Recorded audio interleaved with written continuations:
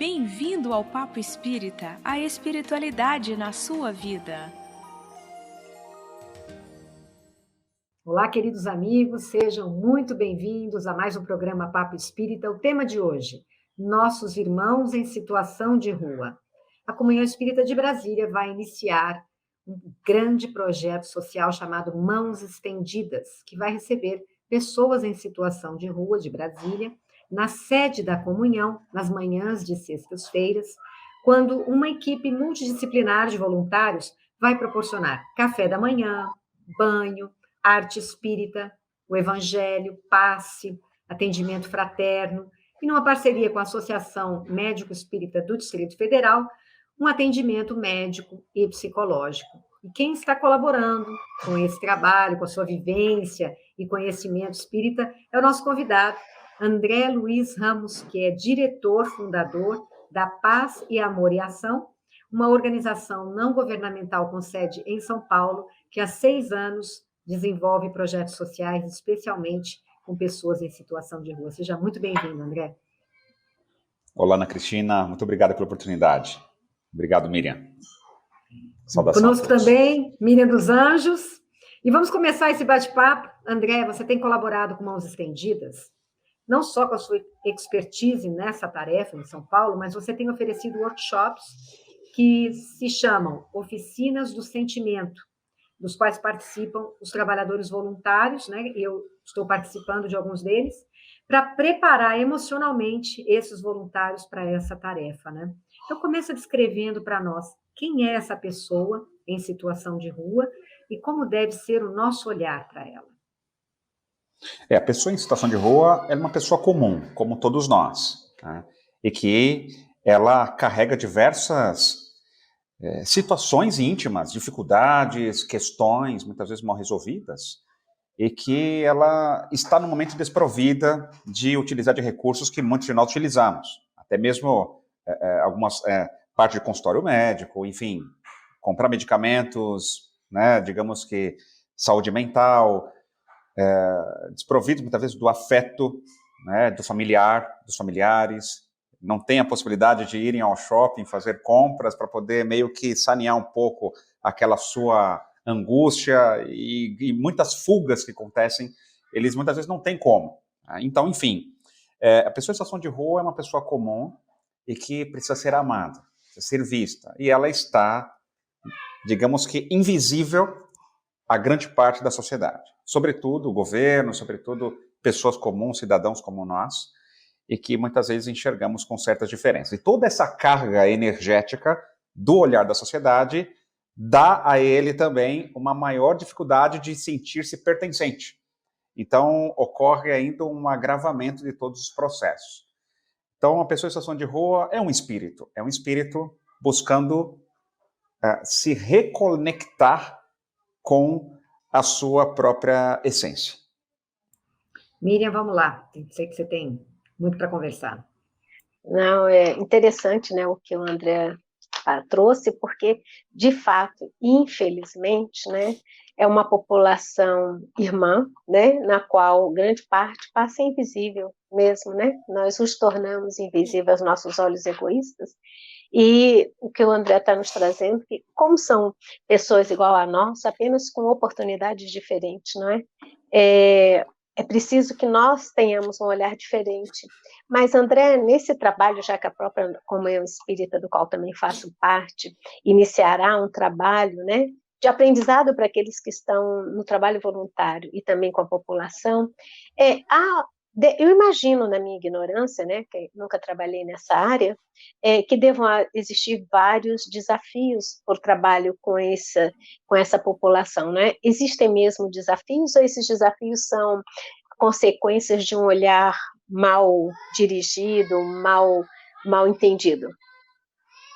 Miriam, muito boa pergunta, porque existem 2 tipos de desafios. 2 tipos. Um desafio que é causado pela própria situação da pessoa em situação de rua, dentro da sua enfermidade, das suas enfermidades físicas, da questão de saúde mental também, né? Podemos frisar isso, porque muitos estão com depressão em estados graves, né? Outros estão com depressão também, mas vão para a drogadição, o álcool.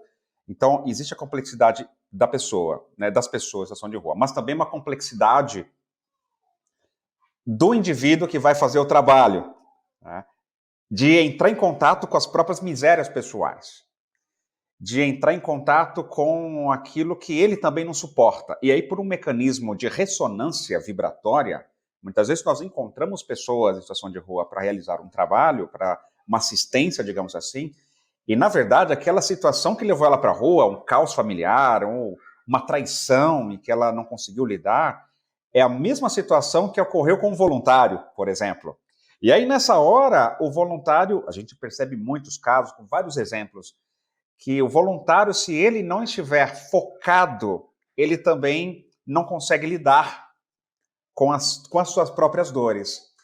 E um outro aspecto de dificuldade por parte das pessoas que se voluntarializam, né, é o olhar, é a visão de eu estou aqui para te ajudar, ou você é um coitado aí e eu estou aqui para salvar sua vida. Então, essa visão de degrau, né, de abismo moral, né, a ausência da humildade nossa, ela é uma coisa que detona por completo. A pessoa vai receber o pão, vai receber a sopa, vai receber o banho, mas ela não vai se sentir o quê? Acolhida. Então, o principal aspecto que eu vejo nesse caso é este, da pessoa que não está preparada para que... É bom fazer o bem, tem que ter boa vontade, mas, ao mesmo tempo, a pessoa ter clareza de que ela está indo para receber. Naquilo que ela vai doar a sopa, doar o agasalho, ou fazer o trabalho, ela está indo para atender a ela mesma. Então, quando ela tem essa visão, fica mais fácil, minimiza 80% dos problemas. Porque eu consideraria que 20% ou 15% dos desafios vindo deles para nós. Pela minha experiência, uma grande parte, um número expressivo de desafios são maiores com os voluntários do que com a pessoa em situação de rua em si. Mas também tem alguns desafios, não posso negar, mas a pessoa pode estar bêbada, ou a pessoa estar, de fato, né, com questões psicológicas complicadas, né? Então, por isso, uma equipe multidisciplinar também é uma coisa importante, mas, além de tudo isso, a vibração que se constrói no trabalho, a vibração espiritual. A vibração, ela é o que consegue fazer com que esses irmãos que estão numa situação de vulnerabilidade espiritual, emocional, física, vulnerabilidade social também, óbvio, mas essa vulnerabilidade, eles estão, ao mesmo tempo, abertos para serem acolhidos. É isso que eu quero dizer. O estado de vulnerabilidade faz com que eles não sejam uma ameaça, ou não precisamos ter medo deles. Pelo contrário, eles já estão numa situação difícil, então o que eles tinham que perder, já perderam. Muitos já perderam família, perderam pai, perderam filhos, com mortes complicadas, muitos já perderam o dinheiro que tinham. E agora, o que eles não perderam ainda é a própria vida, muitas vezes, né? E até a dignidade muitos já perderam. Então, naquilo que você vai realizar uma ação, eles não são uma ameaça. Não precisa ter medo de ser roubado, não precisa ter medo de nada. É chegar totalmente livre de qualquer tipo de preconceito, mas chegar sim com toda a carga de vontade de, eu e você somos um. Vem cá que eu quero te dar um abraço, sabe? Vem cá que nós somos um. A sua dor é a minha dor. E aí essa é a grande dificuldade que eu vejo muitas vezes das pessoas que se voluntariam, que são voluntários. Muitos não estão dispostos a esse encontro de almas, essa fusão de sentimento. Muitos não conseguem entrar nessa profundidade mesmo de conexão. Mas é um passo, já está entregando a sopa, entregando o agasalho, dá um sorriso, já é um passo. Mas eles estão receptivos. E aí os desafios são outros. Os desafios costumam ser muito maiores com quem vai fazer o trabalho. Pois não, pode falar, Miriam. Não, fale, Miriam. É que eu achei interessante a fala do André também, que, na verdade, nós, enquanto sociedade, enquanto parceiros, né, vamos dizer assim, parceiros na nossa humanidade, a gente cria muito mais dificuldades. O preconceito, né, que enraiza, né, parece que a coisa é difícil de sair, ele às vezes nos leva a atitudes desumanas, que nos caracterizariam como humanos, e uma delas a gente vê vira e mexe nas mídias, né? Essas pessoas nessa situação difícil, morando nas ruas, serem desalojadas, né, por uma determinada ação, e às vezes as pessoas acham, não, tem que tirar, incomoda. Hoje, em especial, eu escutei aqui em Brasília, um caso em que um morador tinha sua barraca e foi ameaçado com arma por um outro cidadão que queimou, né, o seu abrigo, vamos dizer assim. Então, eu vejo que nossa ignorância e nossa desumanidade também é muito grande. Esses movimentos, André, chegar na pergunta, esses movimentos em que tentam, né, achar que determinados locais da cidade não são convenientes, entre aspas, né, porque aquilo que a gente não vê, a gente não se incomoda, né? E eu acho que essas pessoas nessa situação trazem para dentro da gente o medo interno que a gente tem, mostra a sombra que a gente tem interna, que a gente não quer lidar, não é? Que é o sofrimento, a dor, o abandono, uma série dessas.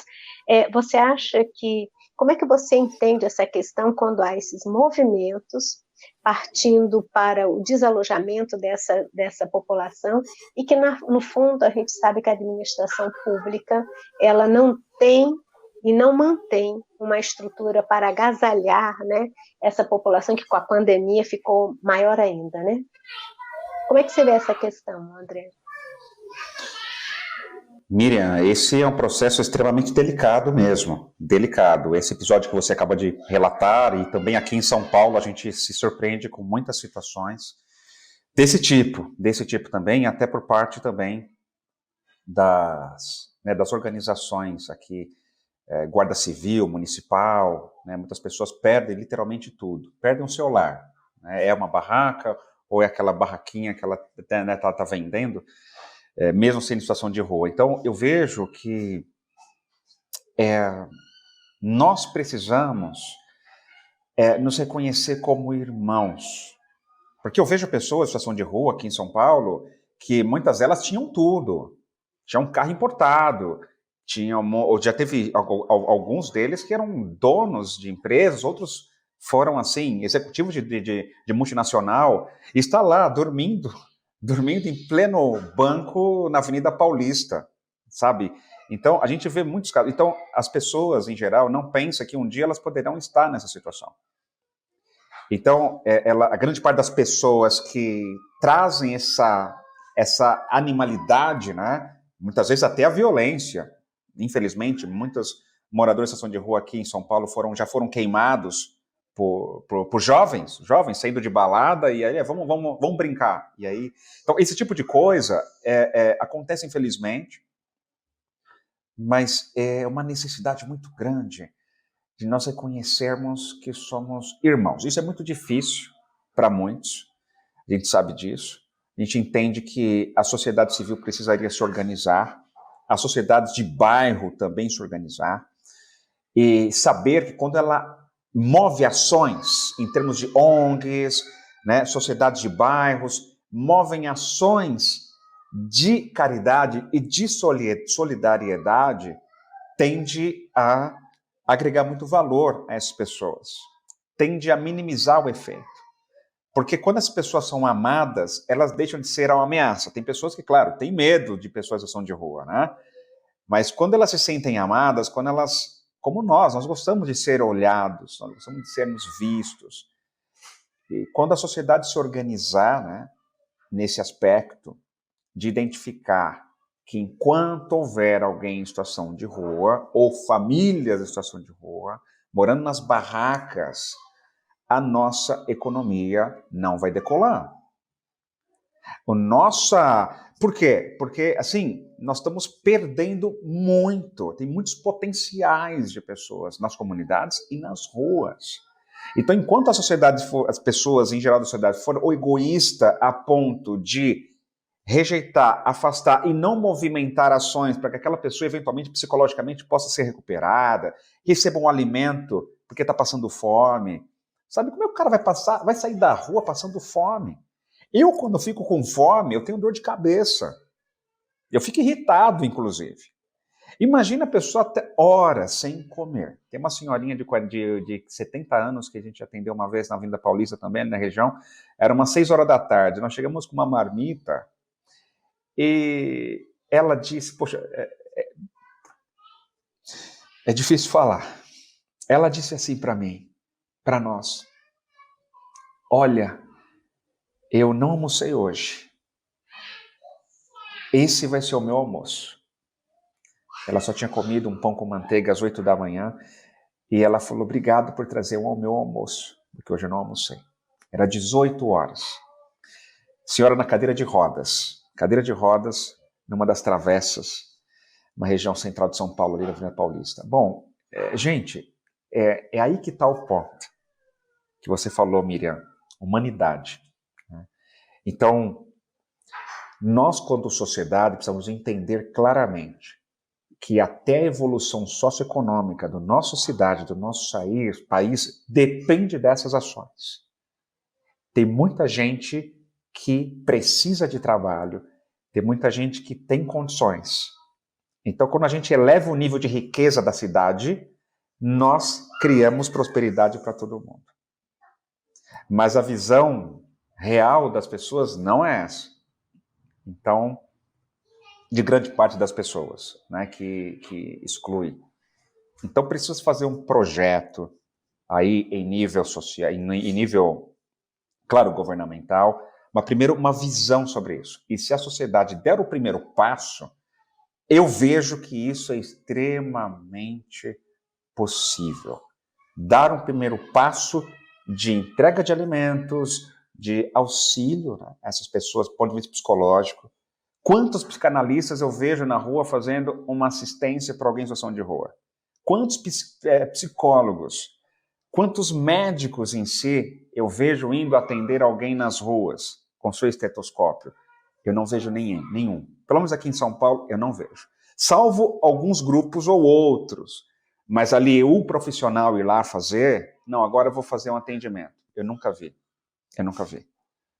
Então, cabe cada um sentir responsável. Eu sou responsável por essa situação por pessoas em situação de rua que estão lá. Eu sou corresponsável, vocês são corresponsáveis. Enquanto ninguém assumir a responsabilidade, não vai ter mudança.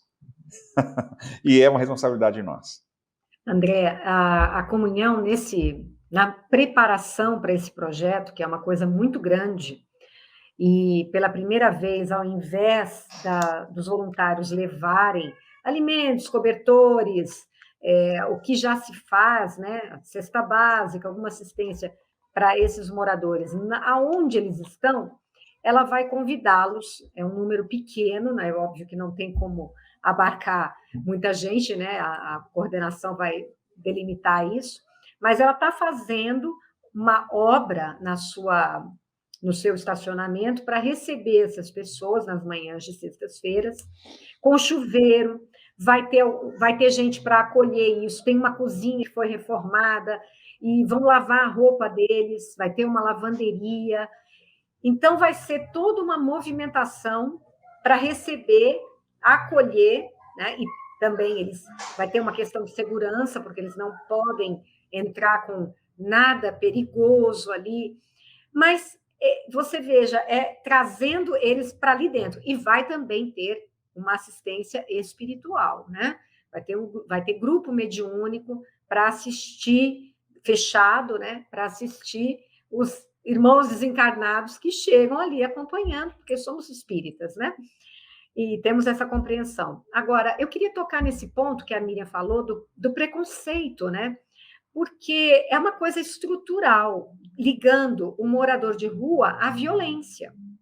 E nessa preparação, que você também está ajudando, a comunhão trouxe o Rogério Barba, que é aqui de Brasília, que é um representante, né, dos moradores de rua, ele foi morador de rua durante, sei lá, 40 anos da vida dele. Hoje ele é um empresário, ele tem uma empresa, mas ele se dedica extremamente a auxiliar essa população de rua. Então, eles trouxeram, ele fez uma fala para a gente, e a realidade é muito, muito, muito difícil. A gente nem tem condição de entender, né? No questão do alcoolismo, das drogas, da questão dos transtornos emocionais, né? E eu queria que você falasse melhor para a gente como que porque a gente tem um certo criado, né, nesse ambiente da violência, desses movimentos que querem expulsar o morador de rua de perto das nossas moradias, né? Por que esse morador de rua, você disse que ao nós chegarmos lá perto deles, eles não, eles acolhem a gente também, né? Porque eles percebem essa nossa dedicação. Você acha que esse projeto, levando lá para dentro, isso vai mexer com eles e conosco vai mexer muito, né? O que você vê de positivo nisso? Muito positivo. Vejo que é um pontapé inicial para a vivência que Pedro, Tiago, João Evangelista iniciaram na Casa do Caminho, nos tempos de Jesus.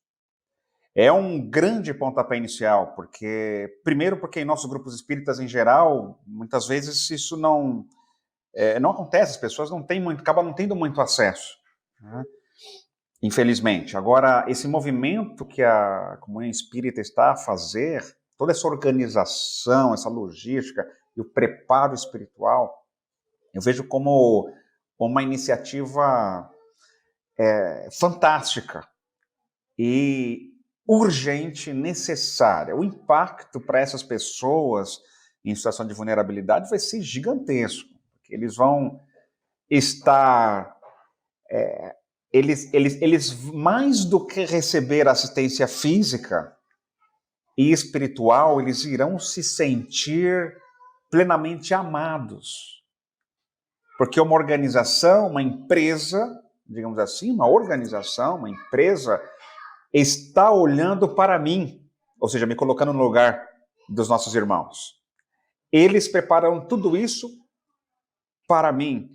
Então, de maneira, claro que tem sempre aqueles que vão querer, de uma certa forma, muito comum como seres humanos, queremos nos aproveitar, etc., mas a minoria. Mas mesmo assim, acaba ocorrendo alguns estímulos importantes.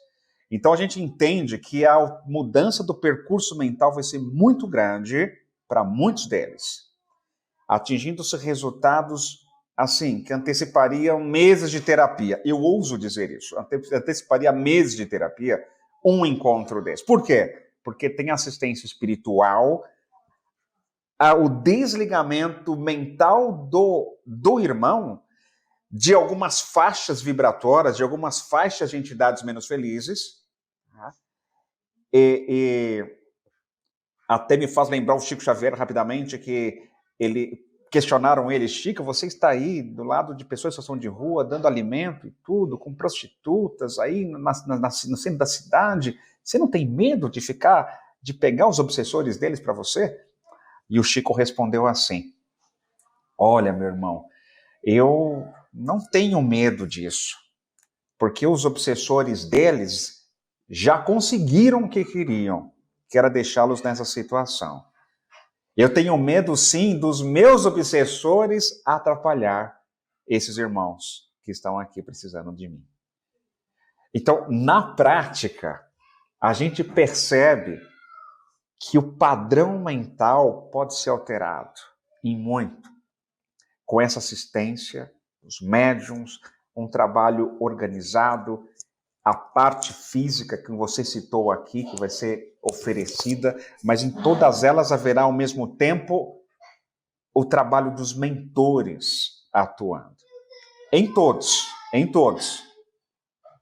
Então eu vejo que para a psicosfera espiritual da cidade é um ganho gigantesco, porque isso vai facilitar em muito o trabalho dos espíritos coordenadores da cidade.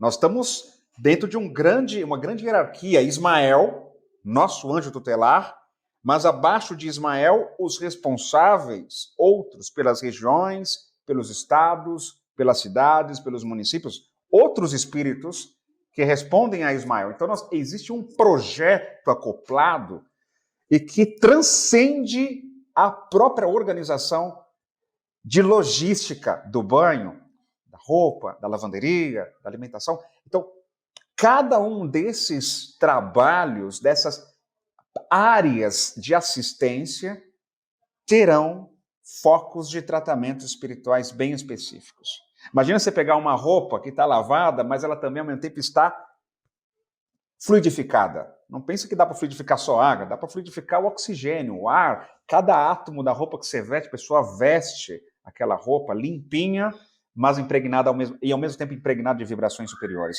Então nós estamos falando de detalhes assim, que se fôssemos falar aqui, eu me alongaria muito. É isso que eu estou querendo dizer, que vai ser uma coisa maravilhosa, um trabalho fundamental. E claro, uma grande oportunidade para nós de encontrarmos com Jesus. Porque tive fome, me deste de comer. Tive sede, me deste de beber. Estive nu e foste me vestir. Estive doente e foste me visitar. Então, essa parábola de Jesus vai estar sendo vivenciada. É uma vibração maravilhosa que esse grupo espírita vai estar desencadeando para nós, para o nosso planeta. E tenho certeza de que muitos outros locais irão se espelhar num modelo, e precisamos de modelos, para que isso também seja disseminado em outros locais. E multiplicado, que esse com certeza é o objetivo da espiritualidade superior. Multiplicar esse tipo de organização para muitos outros pontos do nosso Brasil. Você falou muito bem, né? Casa do Caminho, dirigida por Pedro, né? O que não era, senão isso, mais ou menos, o que vai ser feito, né? Miriam, quer continuar? Nossa, esse assunto suscita muita coisa. Enquanto o André falava, eu fiquei pensando aqui, nós falamos tanto, né, no meio espírita da regeneração do planeta, né, que nós estamos mudando vibratoriamente, mas às vezes, talvez, nessa conversa hoje desse papo espírita, isso me parece tão real, né, que a gente não vai mudar a vibração do planeta para um planeta de regeneração, enquanto também a gente não entrar em ação, não é?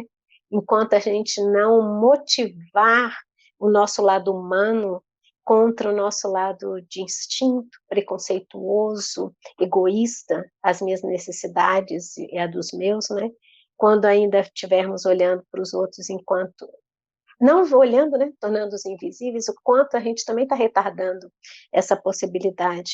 Mas você falou com tanta esperança, né, com tanta motivação sobre essa iniciativa da Comunhão Espírita.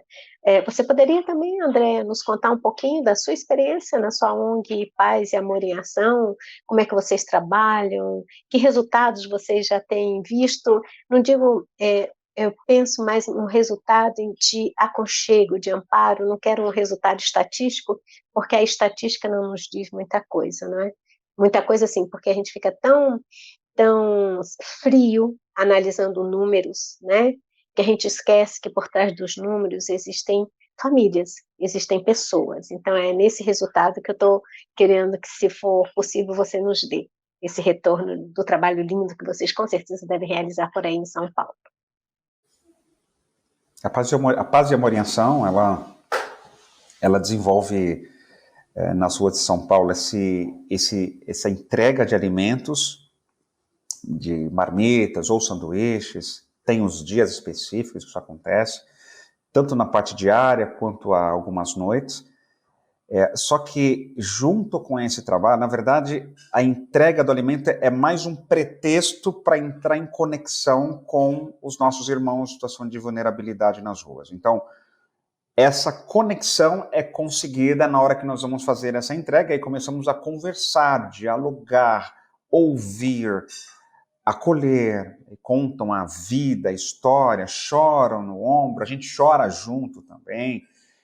E ocorre uma conexão, uma fusão de amor, e nessa hora que acontece, a gente sente Jesus, sente Deus curando a pessoa em situação de rua e curando a mim e aos outros voluntários, quando estamos ali nessa conversa. Então, ocorre uma cura recíproca, né? A gente sente Deus. E isso é muito rico. Então, basicamente, o projeto Amor em Ação, que é esse, com pessoas em situação de rua, que ele deu origem à ONG Paz e Amor em Ação. Nós começamos o Amor em Ação em 2014, numa situação, na véspera de Natal, em 2014, depois demos continuidade aos sábados durante o ano 2015, quinzenalmente, e foram aumentando o número de pessoas, de amigos, etc. Pessoas espíritas e não espíritas. E principalmente, as transformações que aconteceram, resultados, né, foram, claro, a transformação de todos nós. Em cada encontro, a gente até falava, eu falava para a equipe, pessoal, nós precisamos sairmos diferentes em cada encontro. Se nesse encontro, se nesse Amor em Ação de hoje, você não sair transformado, com a sua visão transformada, a mente transformada, seu coração, então não deu certo. Não deu certo. Ou foi o trabalho, ou foi você diante do trabalho voluntário. Então a gente fazia alguns aquecimentos antes de começar, que vai muito na linha da oficina de sentimento, que é o de olhar nos olhos, de projetar sentimento um para o outro, entre os pares de voluntários, depois trocava, revezava, fazer alguns movimentos da alma e, na sequência, sair para aplicar esse treinamento do Amor em Ação e treinar isto em contato com os irmãos da ação de rua para desencadear aí uma mudança na semana, na vida profissional, familiar, etc. Então, muitos resultados vieram nesse sentido, porque o nosso projeto não é o de levar o alimento. Levar o alimento é um pretexto para vivenciar o amor. O foco está mais na troca de vibrações, na irradiação de vibrações, do que na entrega do alimento, do cobertor, embora nós entregamos. Noite de Feira de São Paulo, a gente sai entregando o cobertor, mas ao mesmo tempo fazendo as orações, dando passe quando necessário, fazendo imposição de mãos. Muitos casos nesse sentido, principalmente de imposição de mãos, foi feito pelo grupo, e também pessoas não espíritas ou de outras religiões participando junto. Então, esse é o Amor em Ação, é um projeto que deu origem à ONG Paz e Amor, e aí isso também desencadeou um encontro com pessoas fora que são migrantes ou refugiados. Né? Então, numa das palestras realizadas na Paz e Amor, uma gestante trouxe uma gestante haitiana que não falava português, e então começamos um projeto novo chamado Projeto Coração do Mundo, com aulas de língua portuguesa para estrangeiros em situação de imigração ou refugiados. Então é um outro projeto que tem sido aí um dos carros-chefes aí da Paz e Amor em Ação. Acolhemos para esses cursos e com doações de cestas básicas também refugiados da Palestina, Afeganistão, Camarões e outros países da África, Haiti, Venezuela. Então são os principais países atualmente atendidos dentro da Paz e Amor em Ação, e que esses são os dois projetos. Claro, assistência com as gestantes, entrega de enxovais, isso continua. Então, esses têm sido os principais trabalhos nossos. Temos aprendido muito, muito, muito. Muita transformação. Muitos momentos de vulnerabilidade no sentido assim, e agora, o que eu faço? Esses são os melhores momentos, quando a gente não sabe, e agora, o que eu faço com essa pessoa que está nesse estado agora, me pedindo isso? Aí aquela, Jesus, faça de mim seu instrumento. Aí a palavra vem, a intuição vem, isso para todos nós. Né? Esse tem sido, acredito que a maior riqueza que a gente tem recebido, né, de poder mudar a nossa própria vida. E eles nem sabem que são eles quem estão promovendo essa transformação na gente. Exato. Uhum. Esse é o bacana do trabalho social, né? Quando você se engaja, é um treinamento, né?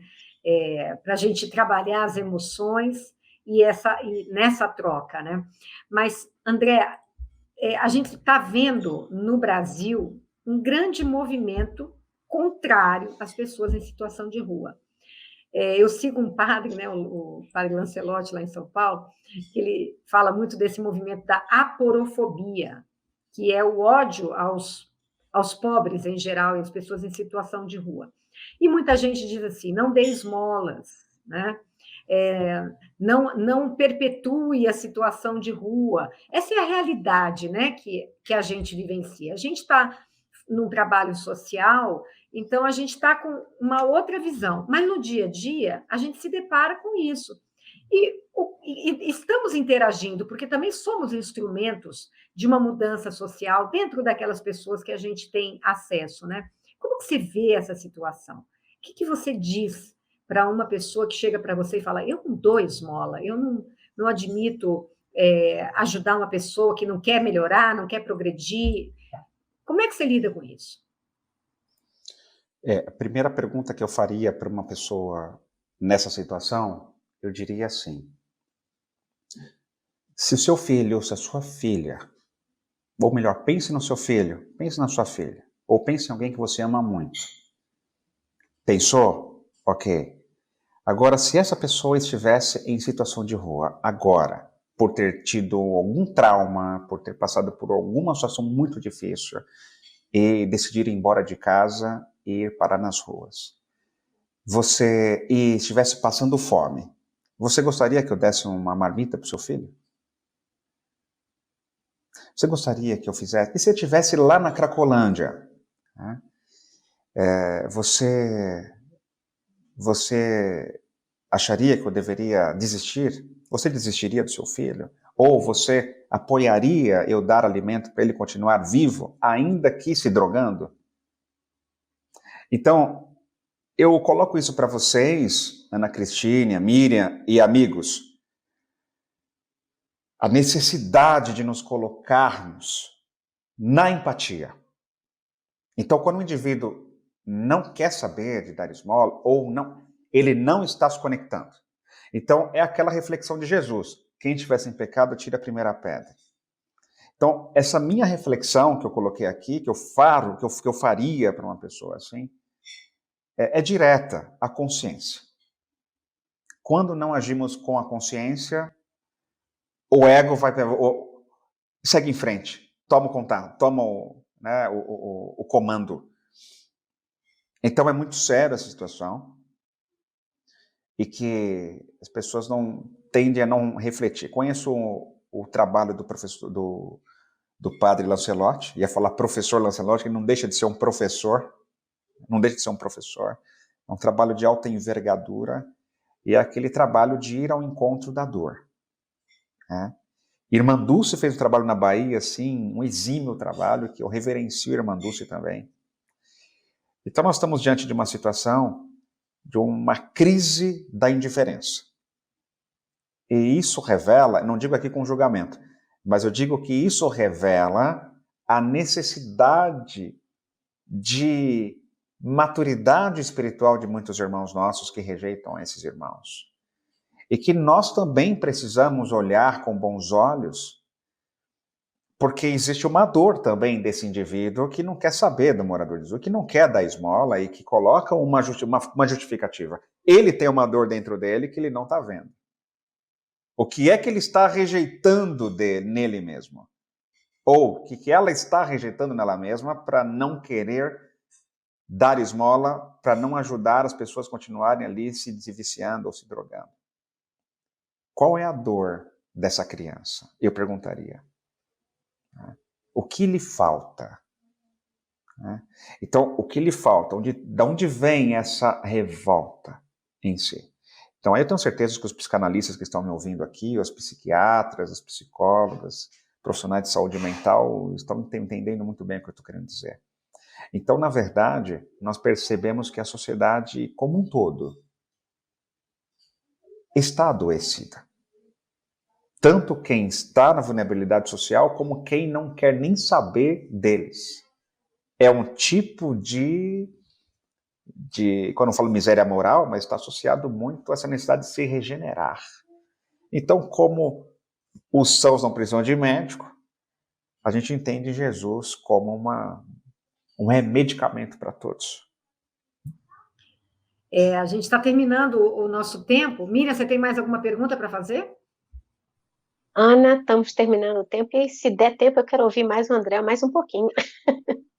Então, André, eu vou fazer a nossa pergunta final. Vou pedir para você, com esse lindo trabalho que você faz, que você descreveu aqui, você está colaborando conosco lá na Comunhão Espírita. Eu já participei das suas oficinas e é um trabalho de sentimento mesmo, de amorosidade, porque a gente tem que criar amorosidade dentro da gente, para que a gente possa receber essas pessoas tão carentes de acolhimento, né, de um olhar, de uma atenção, de alguém que escute as dores pelas quais elas passam, né? Não somente de alimento, de vestimenta, de todas as coisas materiais de que eles necessitam, e que muitas vezes isso é provido de alguma forma, né? Porque dar o alimento, dar o material, é uma forma até mais simples do que você se dispor a conversar com aquela pessoa e a interagir com ela. Então, esse é o nosso desafio, porque existe um abismo, né? Um abismo de realidades muito grande que a gente vai trabalhar para diminuir. Por isso, chamamos eles aqui de nossos irmãos em situação de rua. Então, eu queria que você deixasse uma mensagem aqui final, após você explicar o seu trabalho. Qual é essa perspectiva que a gente deve ter a partir de hoje, do contato com esse projeto, com essa situação, todo mundo que está nos assistindo, de quem é essa pessoa que está nas ruas, que toque esse coração e que faça com que essa pessoa abra uma janela para um novo entendimento e uma nova caminhada, um novo olhar e um novo tratamento com essas pessoas que estão nas ruas. Ana Cristina, o amor, ele é um sentimento, e amar é verbo, é ação. Então, a oficina do sentimento, a oficina do amor, ela tem como finalidade que nós exercitemos, colocamos em ação, em prática, o movimento do amor. Movimento de fusão com o outro e de conexão profunda com Deus. E aí é que fazemos esses exercícios práticos, muito pautados na conexão com Jesus e no ensinamento de Jesus, na transcendência do nosso próprio ser, em contato com os nossos mentores também. E esses exercícios são fundamentais porque isso melhora muito a nossa capacidade de aplicar o Evangelho de Jesus. Então, a oficina do sentimento, ela te ajuda, ela te traz assim, como aplicar o Evangelho. Ela traz os métodos, a técnica, né, o conteúdo da caridade que Jesus trouxe para nós. Então, é uma grande oficina de musculatura do amor, né? E então, eu acredito que, como momento final, eu digo aqui uma palavra de esperança. Esperança. O Brasil é pátria do Evangelho. E nós necessitamos muito ir ao encontro da dor das pessoas, sejam quais forem essas dores, e oferecer o que temos para oferecer. Não espere ficar perfeito, ficar totalmente curado para ir ao encontro de alguém que precisa de ajuda. Mas você tenha, eu tenho, cada um de nós temos algo para irradiar. E o Cristo multiplica os pães e os peixes naquela hora. Não tem como. E, ao mesmo tempo, focar em si, na sua própria renovação em contato com a pessoa em situação de rua. Isso é essencial. Agora, a esperança vai ser o resultado disso tudo também. Porque nós temos jeito, nós temos saída, nós vamos ser felizes, nós podemos sermos bem-aventurados. E é em contato com a dor do outro que nosso amor, ele vibra muito mais. E nós vamos ter paz de consciência. Essa paz de consciência é algo muito profundo, por sentir que está no caminho certo. Então tenham coragem, tenham fé, esperança demais, certeza de que Jesus venceu o mundo e agora é a nossa vez de vencer esse mundo, né, de materialismo dentro de nós mesmos. E além da fé, é claro, muito amor, muito amor. Muito obrigada, André. Miriam, André, parabéns pelo seu trabalho, pela sua iniciativa, por toda essa colaboração que você tem dado também na Comunhão Espírita de Brasília. Eu não sei se vão te convidar aqui para a estreia, né, para a abertura de portas, quando for. Tá planejado para abril, mas as obras estão terminando. Mas tem uma equipe de voluntários já bem robusta, e todo mundo muito preparado, muito animado para acolher esses irmãos, e aprender com eles, né? Porque temos certeza que vai ser um aprendizado e uma virada de chave, assim, na vida de cada um de nós que está envolvido.